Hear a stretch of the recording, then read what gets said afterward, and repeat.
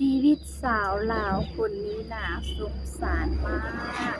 PFC เนาะคือแบบชีวิตสุดลำบากแฮงย่างก็บ่ได้มีแต่ได้ไปแนวนั้นเองเนาะ PFC เนาะสุดที่จะลำบากมา PFC ถูกพ่อแม่ทิ่มแล้วยังบ่พอเนาะ PFC ยังทรมานแบบนี้อีก สบายดีกับสวัสดี PFC ที่นะคะทุกท่านแล้วก็กับสบายดีอีกครั้งเนาะ PFC ฝั่งไทยแล้วก็ฝั่งลาวยินดีต้อนรับเข้าสู่ช่องเกตแก้วสาวลาวเช่นเก่าเช่นเคยอีกแล้วเนาะวันนี้ก็ได้มาพบมาพอกับสาวเกตแก้วเช่นเก่าเช่นเคยอีกแล้ว PFC ทุกคนมื้อนี้สาวเกตแก้วมีเรื่องราวอยากจะมาเล่าให้ PFC ฟังว่าซั่นซะเนาะ คือแบบชีวิตสาวลาวคนหนึ่งเนาะที่ว่าเพิ่นแสนที่จะลำบากแล้วก็แบบลำบากเนาะ PFC แบบเพิ่นถูกพ่อแม่ทิ่มแต่น้อยเนาะ PFC แถมเพิ่นยังเป็นแบบพิการเพิ่นยังแบบเดินบ่ได้ย่างบ่ได้เนาะ PFC คือแบบเห็นแล้วก็คือแบบสงสารเนาะ PFC คือแบบน้องแบบอืม น่าจะแม่น้องหรือว่าเอ้ยเนาะก็ประมาณนั้นเนาะ PFC สาวเว็ดแก้วก็บ่แน่ใจเนาะแบบเพิ่นแบบเวลาจะไปหั่นไปนี่เพิ่นจะแบบว่าได้บ่ได้ย่างเพราะว่าเพิ่นบ่สามารถย่างได้เนาะเพิ่นจะแบบค่อยๆไปเนาะแต่ PFC มื้อนี้สาวเว็ดแก้วมีคลิปให้ PFC ได้เบิ่งเนาะค่ะ PFC คนใดที่ว่าบ่เชื่อเนาะ PFC เนาะอันนี้ก็คลิปที่สาวเว็ดแก้วจะเอาเมลิอีกสั้นก็จะเป็นจาก คลิปของบ่าวใจเนาะ PFC ต้องขออนุญาตเนาะที่ว่าเอาคลิปของอ้ายเพิ่นไปเผยแพร่ไปรีแอคชั่นนั่นเองเนาะต้องขออนุญาตหลายๆเนาะถ้าหากว่าสาวแก้วบริษัทประกันใดขอโทษขออภัยในณที่นี้ด้วยเด้อ PFC หรือว่าไผๆกันเนาะ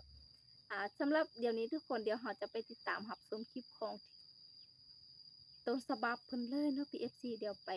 รับชมพร้อมๆกันเลยเนาะถ้าว่าจะไปดูคลิปเต็มจะไปเบิ่งคลิปเต็มก็สามารถไปเบิ่งคลิปเต็มได้เดี๋ยวสาวเกดเกียวจะบอก2ทางเนาะให้ไปเบิ่งคลิปเต็มของเพิ่นได้เลยเนาะ PFC ไปรับชมเลยสบายดีพี่น้องพ่อป่ายเบิดทุกคนดีนะครับสิช่องบ่ใจมื้อนี้บ่ใจมาหาน้องเปี้ยนะพี่น้องเนาะคือมื้อวานมื้อซื่อนี่เฮาได้มากับก๊อปปี้เฮาได้ซื้อพวกเครื่องอยู่ของกินแล้วก็พวกสิ้นแต่ว่ามื้อนี้เฮาซื้อพวกกางเกงกับพวกเสื้อมันเป็นชุดแบบหลายโตอยู่พี่น้องเอ้ยมาให้เพิ่นหลายอย่างอยู่ปะไปเบิ่งเพิ่นเพื่อเพิ่นสิได้นุ่งง่ายพี่น้องอันนี้ก็เป็นหมู่บ้านเนาะอันหลายอย่างกว้างขวางอยู่ได้พี่น้องแต่ว่าเป็นวิถีชีวิตแบบนี้แบบดั้งเดิมแบบนี้มาฮอดแล้วอยู่ไสมีแต่หมู่มีแต่เสี่ยวเล่านี่ได้น้องอาบน้ำบ่เอ้ยสบายดีไอ้ชื่อเครื่องมาให้มื้อนี้น่ะPFC กำลังจะอาบน้ำยันฝนตกบ่ยันฝนตกอาบยากบ่แล้วอาบน้ำอาบไหมเนาะ PFC เนาะจะน้อยจึงอาบบ่พี่ใจซื้อเครื่องมาให้เล่าพี่น้องเลยฮะเรายากแขนเราบิดเลยโอ้ยเนาะเอาถือบ้าน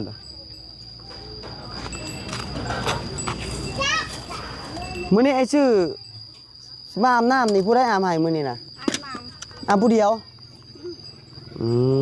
มีน้ำอยู่เนาะไอ้ซื้อเครื่องมาให้เพิ่นอาบนุ่งได้บ่อีเนาะ PFC นุ่งแบบนี้ก็เจ้าจึงบ่เปื่อยว่านี่ดอกเจ้านุ่งแบบนี้แหละนี่เด้ใครก็ใช้สิทธิ์นะมันจึงบ่เฮียเนาะมันจะบ่เฮียแล้วไอ้ซื้อนี่มาให้พวกเสื้อเห็นบ่เอาไว้นุ่งนะเบิ่งได้ติดไม้ให้ก่อนเด้อขออนุญาตเด้อโอ้ยน้องเอ้ยต้องอาบน้ำหลายเทื่อได้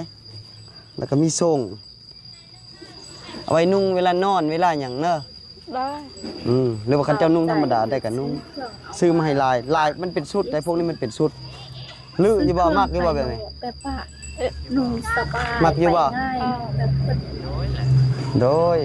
นุ่งสิ้นเนาะ นี่เสือนี่โอ้ลือได้ล่ะ เอาบางเทื่อเนาะ งานอยู่ได้มันเป็นสุดเบ่เลยไอ้ซื้อมาให้นี่นี่ลองเบิ่งแท้มันคักโตละแสนได้พี่น้องนี่นะ เสียงไทยคัน ตัวละเกือบ200นะส่งนี่นะแต่ว่าตัวนี้บ่แพงอันนี้นะพวกนี้ทั้งส่งทั้งเสือนี่สุดละ50อะไรอ่ะแต่เฮาซื้ออยู่3สุดแต่ว่าบวกกันพอดีเป็น5 พอเอาไปเสียง 7 8 9โตนะรวมทั้งส่งทั้งเสือเฮาซื้อมาให้น้องเพิ่นเมื่อวานนี่ซื้อ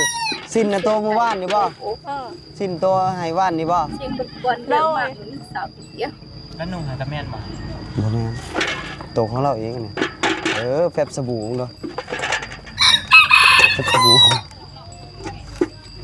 กระตาลาวสักเครื่องพร้อมบ่ ไม่ใช่เลย สักเครื่องพร้อมบ่ โดย เราสิสักเครื่องพร้อมได้พี่น้องเลยสักเครื่องสักของเอาไว้ๆนี่คือจะได้เฮือนได้ซ่านให้เราอยู่พี่น้องเอ้ยไว้ๆนี่แหละเดี๋ยวป้าใจก็จะได้จัดการใส่ถุงยางไว้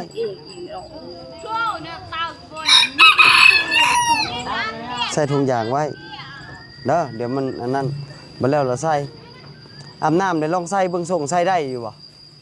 อาบน้ ใส่ได้อยู่ส่งเนาะส่งมานี่เนาะเรานุ่งสิ้นแหละพี่น้องมันเปื่อยพี่น้อง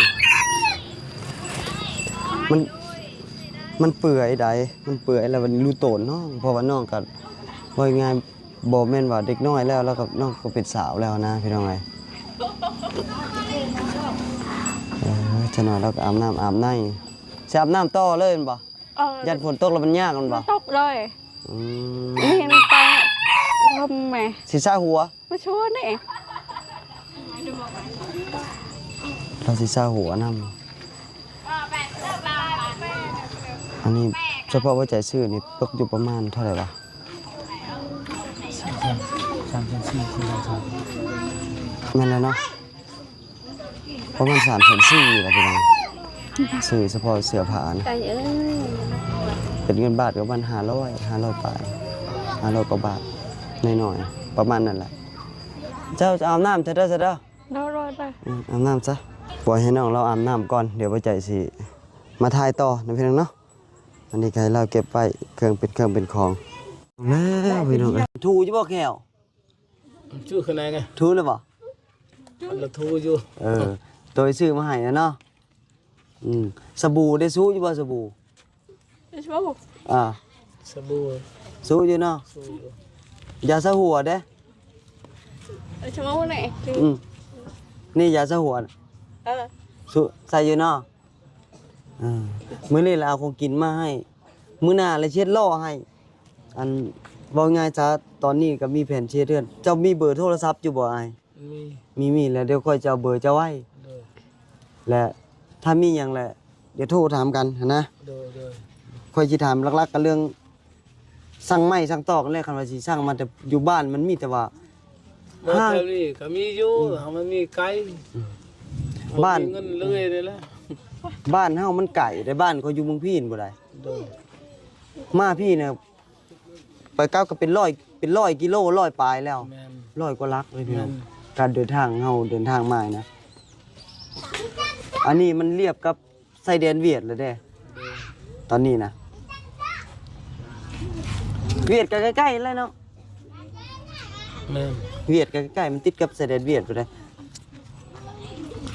ค่อนข้างจะยากหน้อยนึงการไปกันมาแต่ว่าคันเฮามีโทรศัพท์โทรหากันมันก็ง่ายมีเบอร์กันแล้วเดี๋ยวจึงแลกเบอร์กันไว้ เดี๋ยวบ้านน้อยรอให้ไหวไปลากก็ไม่ไหว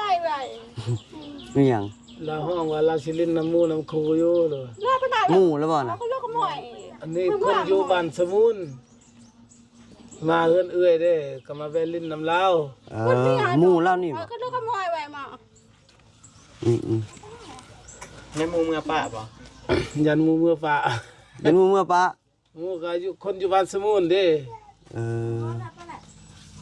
นางเอ็นก็กับลิ้นกับเขาเลยเขาจะมาลิ้นนำเนาะ เมื่อคืนนี่ก็โอ้เด็กน้อยเต็มอยู่เฮือนเล่นน้ำลาวนี่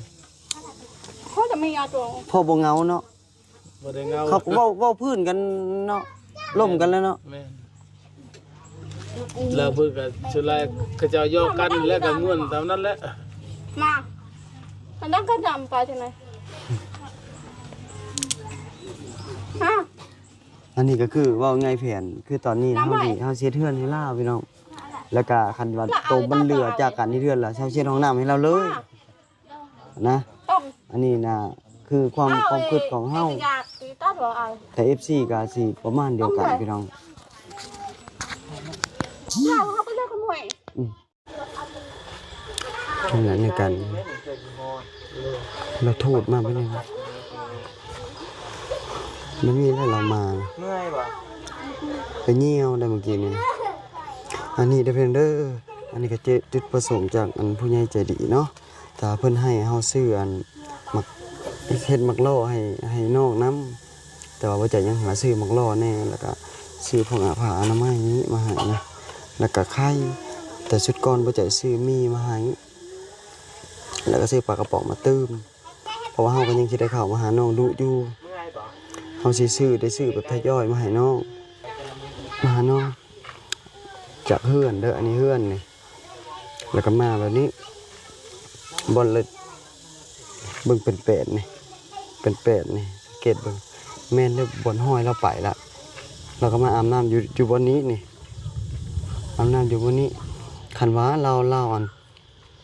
ฝนตกเมื่อวานโอ้ยเราไปจังได๋เราไปถ่ายอันนี้เด้อบอลที่เรา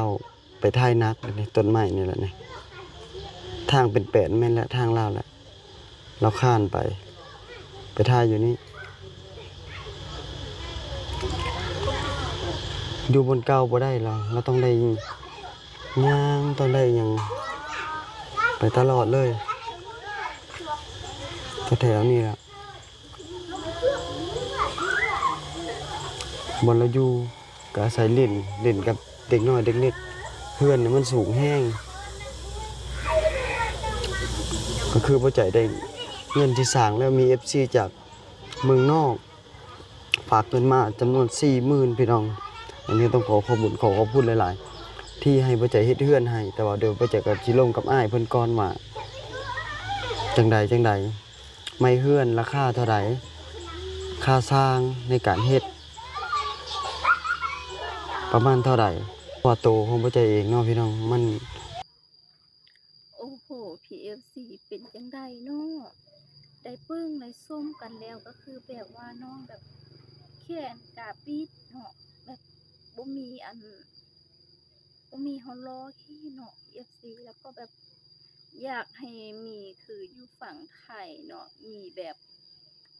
อันใดวะเขาจะเอิ้นอันใดเนาะแบบคนมีบ่อนอันคนดูแลคนพิการเนาะศูนย์ดูแลคนพิการเนาะน่าจะประมาณนี้เนาะ PFC คือแบบอยากให้อยู่ลาวมีแบบอยู่ไทยเนาะทุกคนซึ่งน้องก็ใหญ่แบบเป็นสาวแล้วเนาะ PFC แต่แบบยังแบบบ่สามารถที่ว่าช่วยเหลือตัวเองได้ปานใดเนาะเพราะว่าการค่อนข้างที่ว่าไปหันไปนี่ก็ยากเนาะเพราะว่าแขนบิดเนาะแล้วก็น้องก็ย่างบ่ได้เนาะแล้วก็มี FC หลายๆคนที่ว่าเอาขนมเอาอิหยังซื้อล้อซื้อเกียมเฮ็ดห้องน้ำเกียมจะเฮ็ดเฮือนให้น้องอยู่ลุ่มเพราะว่าขึ้นอยู่นอนอยู่เทิงเฮือนอาจจะยากแล้วก็เวลาไปเข้าห้องน้ำก็ยากอีกเนาะ PFC ก็เลยแบบว่าใจเพิ่นจะเฮ็ดห้องน้ำให้เนาะ PFC เนาะแต่ก็อยากอีกแบบนึงคือว่าเนาะ PFC ชีวิตของน้องก็แบบทรมานแฮงเนาะ PFC พ่อแม่ก็ทิ่มแต่น้อยเนาะทิ่มปะปล่อยแต่น้อยเนาะก็อยากให้มีแบบอยู่ฝั่งไทยที่ว่าเพิ่นอันมีบ่อนเลี้ยงเนาะบ่อนให้เพิ่นอยู่ฟรีเนาะใส่แบบมีเงินเดือนในไซคือแบบอยู่ฝั่งไทยสาวกิจเกียวเห็นหลายๆอันแบบเขาเอาลงหลายๆบ่อนเนาะ PFC ที่ว่าเฮือนบ่อนเพิ่นเบิ่งคนพิการเนาะ PFC เนาะเว้าแล้วก็แบบสงสารน้องเนาะที่ว่าแบบเจอปัญหาแนวนี้เนาะแต่ก็ PFC เนาะเป็นกำลัง ลังใจให้เนาะสู้ๆเนาะ PFC เป็นกำลังใจให้เพิ่นสู้ๆเนาะสำหรับมื้อนี้เนาะ PFC สาวกิดแก้วก็จะได้ขอลาไปก่อนเด้อ PFC เนาะไว้เจอกันคลิปหน้าทุกคนในมื้อนี้ก็จะได้ขอตัวลาไปก่อนบ๊ายบายไว้เจอกันคลิปหน้าเด้อ PFC